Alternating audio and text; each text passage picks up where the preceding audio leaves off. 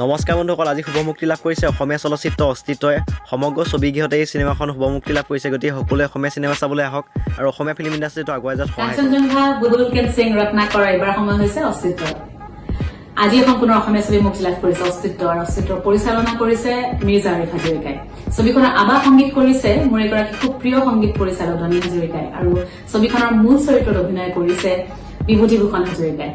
আমি আশা কৰিছো আপোনালোকে অস্তিত্বক যথেষ্ট মৰম দিব বুলি, আৰু এই চেগতে সকলোকে ধন্যবাদ জনাইছো, কাৰণ আপোনালোকৰ মৰমে পুনৰ আমাৰ অসমীয়া ছবি জগতখনক জীপাল কৰি তুলিছে। অস্তিত্বৰ পিছত কেইবাখন অসমীয়া ছবিঘৰসমূহলৈ আহিব, প্ৰত্যেকখন ছবিক আপোনালোকে মৰম দিব বুলি আমাৰ বিশ্বাস। পিছে এতিয়া যিটো সময় হৈছে অস্তিত্বৰ, ছবিঘৰসমূহলৈ গৈ অস্তিত্ব চাবলৈ নাপাহৰিব।